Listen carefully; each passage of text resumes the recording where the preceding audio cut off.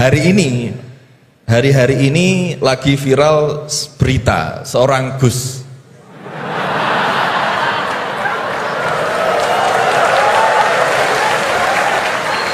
Mohon izin.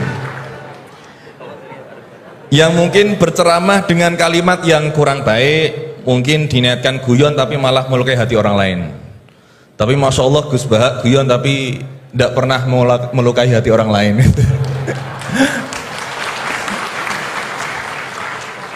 Nah, pertanyaan saya Gus, ngapunten, karena ini pasti ke Gus Bahak, tidak mungkin ke Gus Quraisy Shihab, tidak mungkin.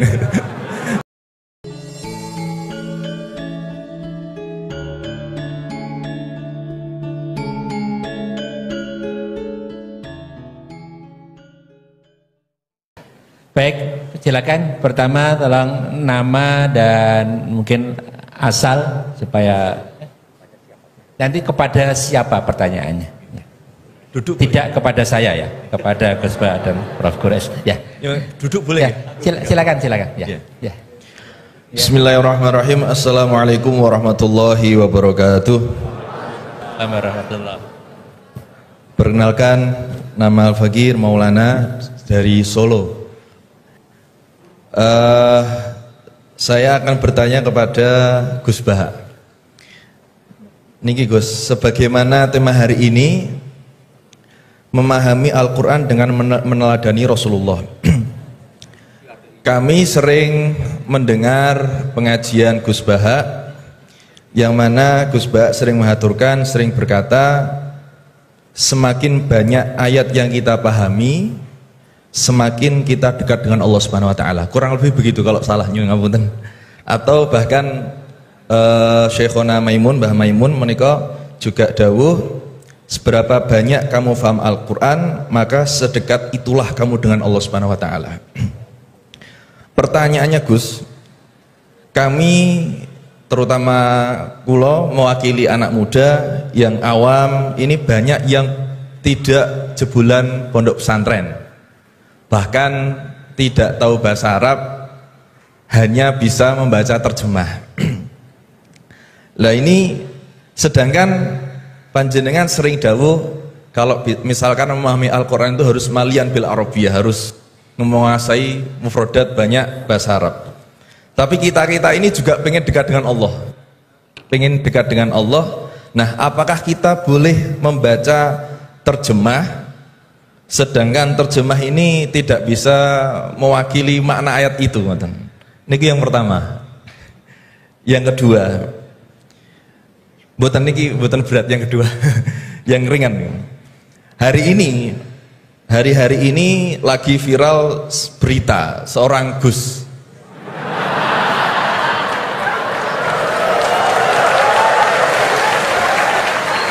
Mohon izin. Yang mungkin berceramah dengan kalimat yang kurang baik, mungkin diniatkan guyon tapi malah melukai hati orang lain. Tapi Masya Allah Gus Bahak guyon tapi tidak pernah melukai hati orang lain.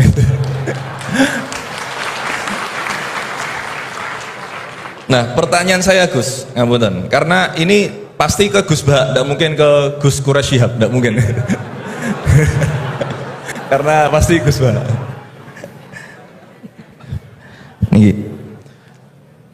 Sebenarnya sejarah panggilan Gus ini seperti apa gitu? Apakah hanya dimaknai Gus ini adalah anaknya Kiai terus dipanggil Gus, atau bahkan mantunya Kiai saja, kalau jenengan katanya Gus naturalisasi gitu. Atau Gus swasta atau apa itu, atau bahkan bukan siapa-siapa kemudian bisa dipanggil Gus, sehingga misalkan kita sekarang bisa ini berlomba-lomba menjadi Gus bareng-bareng, jadi pokoknya lomba-lomba. Nah, dan apakah ini hanya di Jawa saja? Karena di Madura juga kami sering mendengar ada panggilan Lora. Lah ini sejarahnya sebenarnya apa gitu loh? Apakah juga kalau sudah menjadi kiai tidak bisa menjadi Gus lagi? Atau kalau sudah menjadi Gus tidak bisa naik menjadi kiai? Gitu ya. Itu pertanyaan yang kedua saya. Dan nyuwun sewu, di zaman Rasulullah itu apakah putranya Rasulullah juga dipanggil Gus? Kan juga tidak kan? Maka Ya. maka kalau Gus ini tidak ada di zaman Rasulullah, berarti semua Gus ini bid'ah gitu loh. Ya. Karena Gus tidak ada di zaman Rasulullah. Ngeten nggih. Nggih, jadi intinya sejarahnya dan standarisasi Gus itu apa yang orisinil gitu. Yang kalau misalkan di dunia, di Indonesia ini yang Gus orisinil hanya jenengan, berarti semuanya palsuan gitu. Lah ini tentu bisa dijelaskan Gus. Ngapunten, matur suwun sangat. Wassalamualaikum warahmatullahi wabarakatuh. Waalaikumsalam warahmatullahi wabarakatuh. Baik, terima kasih Gus Maulana. Selanjutnya saya mungkin yang laki dulu ya, laki-laki nanti baru pindah ke sini. Silakan yang pojok ya.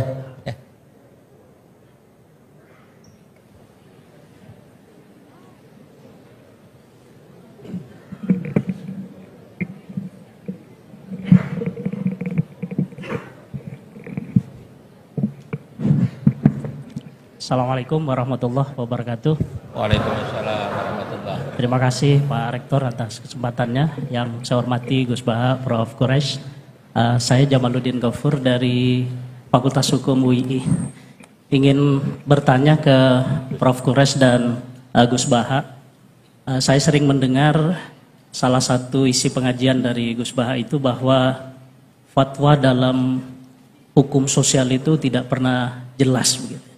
Artinya ulama pasti akan berbeda gitu ya. Nah, kami kebetulan di Fakultas Hukum Gus seringkali ditanya orang juga gitu ya, soal bagaimana hukum sesuatu. Dan dalam konteks hukum memang teorinya dan pendapatnya juga beragam gitu ya. Nah, kadangkala permintaan pendapat itu tidak hanya sekedar untuk diskusi, tapi bahkan sampai menentukan nasib orang gitu. Ini dihukum atau tidak. Nah, sehingga mohon penjelasan dari Gus Baha dan Prof. Quraisy kira-kira bagaimana panduan dalam Islam di tengah keragaman pendapat fatwa itu dalam kita memberikan pendapat atau keterangan-keterangan tentang hukum-hukum tertentu yang memang secara ilmu itu sangat beragam. Terima kasih. Assalamualaikum warahmatullahi wabarakatuh. Waalaikumsalam warahmatullahi wabarakatuh. Mohon izin Gus Baha dan Waris, ini 4 atau 2 dulu aja ya, nanti baru kita lanjutkan biar nggak lupa ya. Ya, yang pertama Gus Baha, ini dari Gus Maulana tadi. Ini pertanyaannya, kan banyak yang tidak jebolan pesantren tapi pengen dekat sama Allah, boleh nggak baca terjemahan kira-kira gitu. Yang kedua tadi standar Gus yang orisinal, yang orisinal ya. Kemudian yang kedua dari ini Gus Ghafur. Ini dosen dari Eva, ini untuk Prof. Quraisy dan Gus Baha. Ini panduan untuk memberikan pendapat hukum kira-kira gitu kan. Karena ada dosen hukum yang saksi ahli, ada yang ahli menjadi saksi. Jadi bedanya. Mohon berkenan dari Gus Baha ya. Ini yang provokatif dulu itu ya.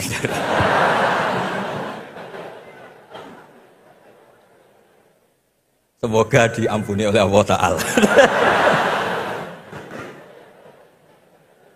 Begini, satu itu saya tidak medsosan, tapi ya dengar-dengar laporan macam-macam lah tentang sekian pihak itu. Begini, saya cerita ini biar sampean tahu bahwa Pak Rektor ngundang saya ini tidak salah kan. Memang benar-benar pemateri yang baik.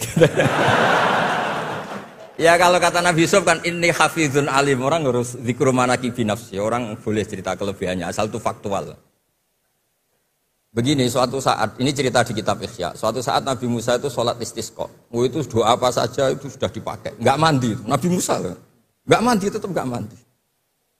Kata Allah, inna fihim namaman, di komunitas anda yang ikut sholat itu ada yang tukang adu-adu, namam, provokator. Maka kamu doa kayak apa tetap tidak akan saya ijabahi. Nabi Musa, ya gampang Gusti, tunjukkan orang itu siapa, nanti saya usir dari majelis.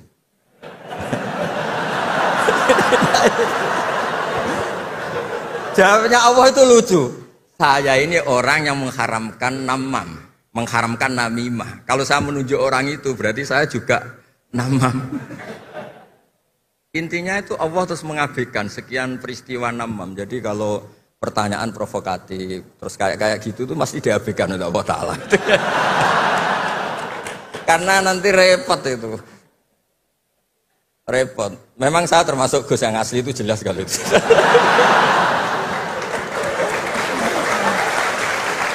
Itu, nah ini Pak Fatullah tahu betul keluarga saya karena beliau orang Jepara ngajinya di Kudus. Ya, terus masalah fatwa tadi, fatwa sosial itu atau memahami pakai terjemah begini seperti yang dikatakan Pak Kures. Ada pegangan yang umum kayak sidik, amanat, tabligh, fatona. Itu memang lewat terjemah nggak apa-apa. Tapi ada terjemah yang nggak mengganti bahasa Arab. Misalnya kata sembahyang, mungkin perasaannya orang Bali sembahyang itu apa, perasaan kita sembahyang itu apa, itu kan subjektif. Misalnya begini, ada ayat yang agak sensitif. Ketika Anda salah paham dengan istri itu wadribuhun, fahjuruhunna fil madoji wadribuhun. Itu kan riskan betul. Maka pukullah istri kamu. Pukul itu kan konotasinya itu buruk. Tapi di semua tareh, saya bilang tidak sebagian, di semua tareh itu disebut dorban ghairu mubarrihin, mukul yang tidak melukai. Jadi orang Arab itu punya adat. Kalau kecewa itu dorobu bin ni'al wasau. Jadi mukul itu pakai kain, pakai kacu, pakai. Nah, di Jawa kata mukul itu ya mesti kekerasan itu. Nah, yang jenis ini itu riskan kalau dari bahasa Arab pindah ke Jawa. Jadi ada yang riskan, ada enggak. Nah, sebab itu saya sering bilang, saya ini kan belajar tafsir insya Allah lah, khatam. Cuma saya tidak suka nulis, karena sudah ada yang nulis. Karena saya nulis tetap saja dianggap top Pak Kures, jadi tidak usah nulis lah, sudah ada. Begini, yang penting saya menghormati beliau karena nulis khatam. Pentingnya nulis itu memang khatam, mulai awal A sampai Z. Pentingnya khatam itu apa? Di situ ada dialog. Ada dialog Allah sama nabinya, sama kekasihnya, bahkan sama musuhnya. Misalnya sama musuhnya. Itu Nabi Musa masih dibilangi sama Allah. Faqula lahu qawlan layyinan. Ini penting saya utarakan. Nah, suatu saat Harun Ar-Rasyid ini didatangi ustadz. Mungkin ustadz yang amatir lah, masih latihan ustadz, jadi masih ekstrim itu. Ya Amirul Mukminin, ini nasihun lak, famusyaddidun alaika, fala tajidanna fi nafsika aliyya syai'an. Dia sampai latihan bahasa Arab nanti Pak Rektor. Bukan Anda, Gus naturalisasi tadi, Anda. Saya akan memberi nasihat engkau. Kemudian cara nasihat saya itu musyaddid, ekstrim. Maka jangan kamu anggap serius. Maksudnya jangan penjarakan saya ketika saya nasihat ke kamu ini kasar. Jawabnya Harun Ar-Rasyid itu langsung bilang gini. Bilang ya jahil, ini karena Arab. Orang Arab itu kalau ngomong jahil itu tidak sekasar yang kamu bayangkan. Karena makanya bahasa Arab itu susah. Saya itu, ini cerita ke Pak Kures, ini curhat. Bukan cerita mufti curhat. Kiai Jawa kalau maknani wailak waihak itu ciloko kue. Padahal sering Nabi itu kalau kecewa sama seseorang bilang wailak sama waihak. Akhirnya santri tanya, lo katanya Nabi itu halus sopan santun kok ngendikan wailak waihak, yang artinya itu celaka kamu. Ada orang tanya Nabi dan orang itu tidak paham. Nabi ngendikan apa? Sakilat ka umuk. Cek siale mbokmu dan anak kue. Diterangkan nggak paham. Tapi sarah-sarah kayak kitab Irsyadus Sari itu bilang gini. Kalimatu tarohumin wa talatufin. Ini kalimat yang orang Arab tuh merasa dekat sehingga bilang wailak. Tapi Kiai Jawa tetap saja maknani ciloko. Masalahnya di konteks itu yang dawuh itu Kanjeng. Nah, saya ngendikan ini orang Solo ini kan juga apa-apa. Kayak bakat gitu aja terus orang itu. Nah, yang seperti ini nggak bisa dipindah ke terjemah. Dan itu saya teliti dari sekian tradisi. Ya tadi kayak wadribuhun. Makanya terus ulama nyusuli dorban ghairu mubarrihin. Mukul tapi tidak melukai. Karena orang Arab itu biasa kecewa mukul pakai peci. Tapi kalau orang Jawa nggak berbayang mukul. Kedua misalnya contoh mahar.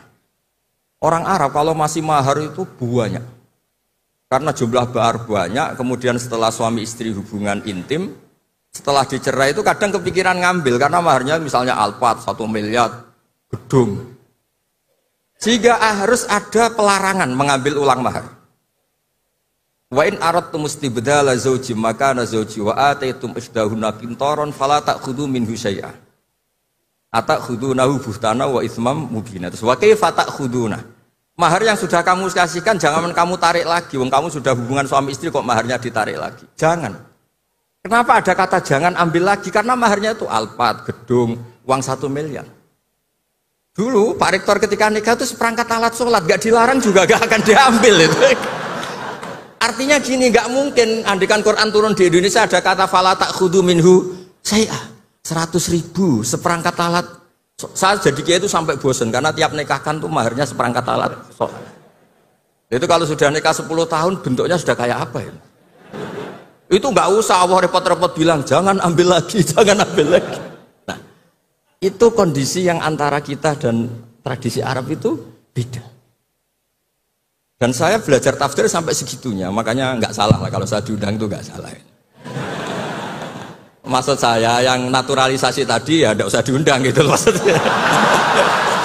Kalau nggak memenuhi kualifikasi tafsir loh ya. Ya karena kalau nggak memenuhi kualifikasi apa tafsir. Tapi jangan terus ngundang saya terus, nggak mau juga saya. Nah tadi yang pertanyaannya Pak dosen Pak Ghafur tadi. Nanti Pak Quraisy nambahin. Hukum sosial itu memang nggak pernah mengikat di semua sisi ya, karena memang patokannya itu begini. Saya ambilkan contoh di Quran ya, karena ini memang tema tafsir. Di hal-hal sosial itu kekasihnya Allah pun didhawuhi Allah begini. Wa in adri la'allahu fitnatul lakum wa mata'un ilahin. Wa ma adri ma yuf'alu bi wala bikum. Jadi Nabi misalnya mau perang, misalnya perang apa ini, Allah terus bilang, Muhammad kamu tenang saja, pasti menang. Enggak.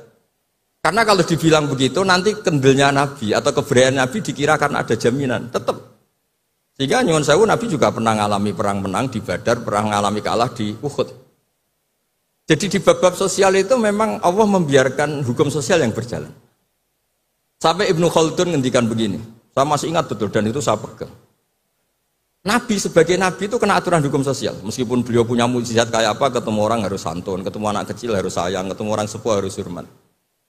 Andai kan Nabi bisa terbang ke langit sekalipun Mi'raj, tapi ketemu anak kecil nampar, ketemu orang sepuh ngeludahi, tetap gak diterima oleh publik. Walau kunta faddan ghalidhal qalbi lan faddu min khawlik. Betapa pentingnya tata krama sosial. Kata Ibnu Khaldun, hadza Rasulullah man uyyida bil kauni kulli. Ini Rasulullah orang yang di backup sekian alam raya. Tapi sekali melanggar tata krama sosial, tetap lan faddu min khawlik. Orang akan bubar. Sampai ngegoskan saya, sekarang tak pisoi. Wah Gus apa Gus kok mison, mesti langsung gitu. Nah coba misalnya sekarang, nyun sewu, saya ngeludahi Pak Rektor, langsung dipecat ya. Artinya tatanan sosial, meskipun saya keramat. Makanya kata Ibnu Khaldun, hadza Rasulullah man uyyida bil kauni kulli law syaa. Ini Rasulullah orang yang bisa mengendalikan alam raya karena kekasih Allah. Itu saja kena aturan, walau kunta faddan ghalidhal qalbi lan faddu min khawlik. Kalau engkau salah tatanan sosial Muhammad, orang akan bubar. Nah maksudnya gini Pak dosen, kalau tatanan sosial gini, saya pernah ditanya oleh dekan fakultas kedokteran pas ada diskusi dengan ya tadi orang-orang medis, misalnya begini, itu misalnya nyun sewu, tapi gak usah dijiwai, gak usah kamu udah dilupakan saja gak apa. Menyembuhkan orang koma itu baik apa tidak baik, tapi misalnya orang ini kalau sembuh pasti bunuh lagi, pasti merkosa lagi. Terus kita gimana? Ngasih makan juga sama. Orang miskin nggak bisa makan, nggak bisa apa-apa, nggak bisa makan, nggak bisa apa-apa. Berkahnya nggak bisa makan, nggak bisa apa-apa, dia tidak nyuri, tidak bunuh, tidak merkosa.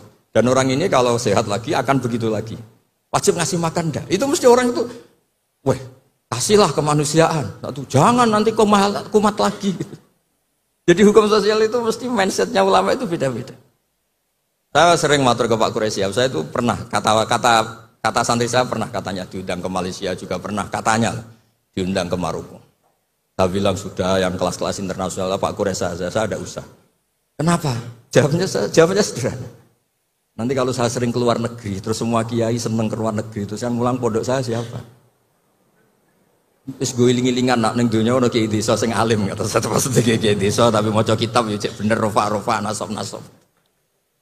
Tapi saya seneng sama kiai-kiai yang keluar negeri karena ini mewakili syiar. Saya seneng sama UI karena syiar gini. Tapi saya jangan disuruh jadi kiai di UI. Nanti gajinya tetap. Kalau kiai kan sering dapat gaji min haitsu la yahtasib. Kayaknya jumlahnya banyak saya Mas. Jadi yang hukum-hukum sosial tuh biarlah alam yang ya sudah setuju ya. Oh ya pokoknya gitu. Silakan Prof. Kures, tadi terkait dengan pertanyaan panduan untuk memberikan pendapat, terutama pendapat hukum. Panduan dalam Islam untuk memberikan pendapat, terutama pendapat hukum karena punya implikasi kepada misalkan yang menjadi terdakwa. Kalau pendapat hukumnya salah, bisa jadi hukuman yang diberikan juga salah. Tampaknya seperti itu ya? Ya. Panduan Islamnya seperti apa, Pak Kures ya? Itu kan prinsipnya begini, jangan bicara kalau enggak tahu.